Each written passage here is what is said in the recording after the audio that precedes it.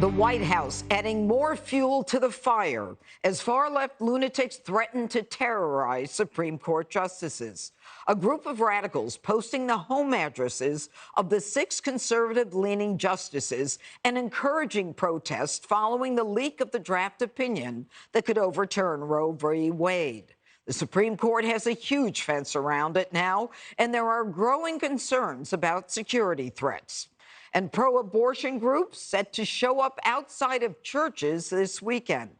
Like this protest upsetting a Catholic mass with people wearing the red capes of the Handmaidens TV show. But the White House doesn't seem bothered. Do you think the progressive activists that are now planning protests outside some of the justices' houses are extreme? Peaceful protest?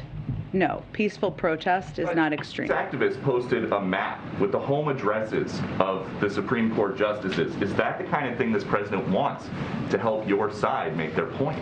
Look, I think the president's view is that there's a lot of passion, a lot of fear, a lot of sadness from many, many people across this country about what they saw in that leaked document. We obviously want people's privacy to be respected. And Hillary Clinton is also inflaming passions over the end of Roe.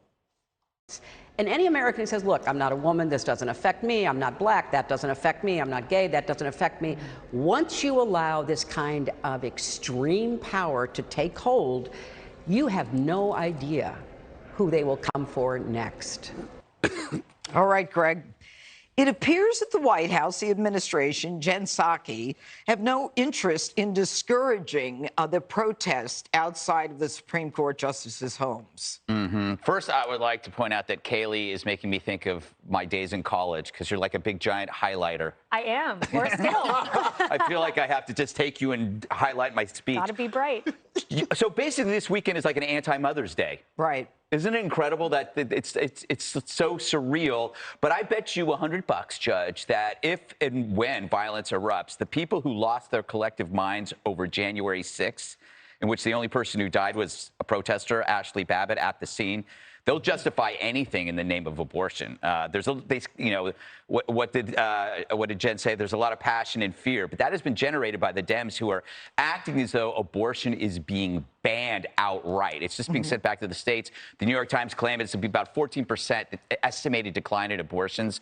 And I know that's sad for people who are really working for that quota, but people can get abortions and they probably will. And that's just the way it works. The problem is, I mentioned this yesterday. There's a filter of evil that the woke operates on. When they disagree with you, it's not that you're wrong, it's that you're evil. And that excuses all of their behavior. So, if you're against them, then they can do whatever they want. That's how they justified the riots after Floyd. But the Republicans don't do that. They don't see the other side as evil. They see the other side as wrong. So they're less likely to get physical. Of course, there are exceptions. But the Dems have the memories of goldfish. Don't they know if they normalize this behavior, the right always learns from the left? It wasn't like the Tea Party just came out of nowhere. I mean, before that, you had Occupy Wall Street. January 6th actually came after Antifa, BLM, right? And also the riots. So there's this, if you normalize violence, you're also normalizing violence for the other side. So it would be best if your political leaders would condemn this, because I hate to tell you, we're in this cyclical thing, and Republicans activists, conservative activists, they have an internal braking system. They don't lose control or destroy things because they're more prone to process, order, and orderliness. That's why that's why these right to life marches are so calm and so peaceful, and there's no litter, right? I mean, right. It's because when you go to a climate change protest, there are piles of trash. So it's like the right always has a bit more to lose when it comes to this stuff because, they believe in structure. But obviously there's going to be exceptions. But I think that it would behoove the Democrats not to make excuses.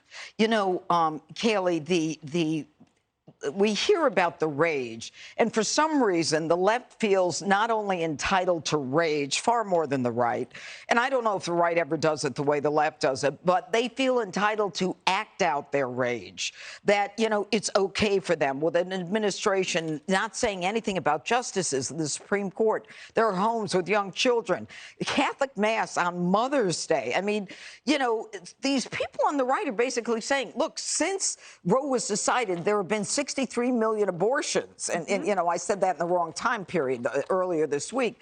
But, you know, the people on the right aren't going crazy, but the left feels they're entitled to rage. And there's no sanction. Why? Yeah, they're green-lighted by the White House. So Jen Psaki got a second bite of the apple. She was asked this again today about the violence and the protests at the Supreme Court justices' homes.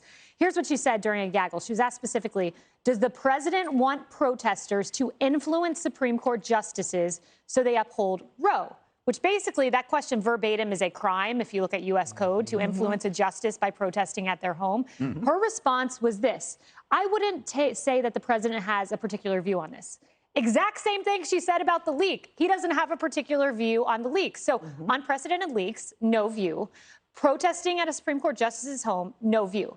I get Jen Psaki's leaving. I get she's going to MSNBC. She needs her street creds there. I get that they say all kinds of outrageous things. Tiffany Cross said, let's quote her exactly, pick up a weapon and get involved. Nicole Wallace analogized those opposing COVID restrictions to drone strikes domestically on U.S. citizens. So Jen Psaki needs a hot take. She's got a hot take here by literally greenlighting a crime. And you can look up the statute, 18 U.S.C. 1507. There's also a code of Virginia against protesting at a primary residence. She greenlighted a crime from the podium. She greenlighted a crime in a gaggle today. Harold, what's You're your a green take light. on it? I am a green light. What is your take on this?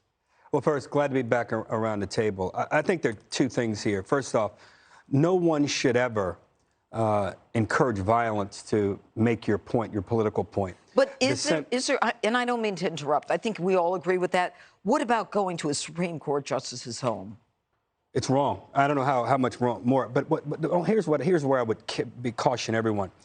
This happens across the board. Remember, there were abortion clinics that were blown up by conservatives back years ago. Back in the 60s, 50s, and the 60s in the country, Black Americans in the South were water hosed, and violence was by people who had different political views than them. So there's a history of this. Dissent is important in our country. It's understandable. In fact, it's indispensable. But what is not is violence. The president, the White House should encourage anyone who wants to protest peacefully. But if it crosses the line, that person or those people should be prosecuted. Much like I thought parents had every right to go to every school board meeting and say what they needed to say and wanted to say. But when you threaten a political official, an elected official, you cross the line. Now, the issue here with the protest and the Roe v. Wade decision, I think, are two different things. If you have an opinion on Roe v. Wade, express yourself. The court will make a determination and decision here. Politics is behind a lot of this. I have a strong opinion about this. I think people should have the right to choose. I think there should be limitations on abortion in the country. But Roe v. Wade, I think, has worked. But this court will have an opportunity to weigh in on it in June.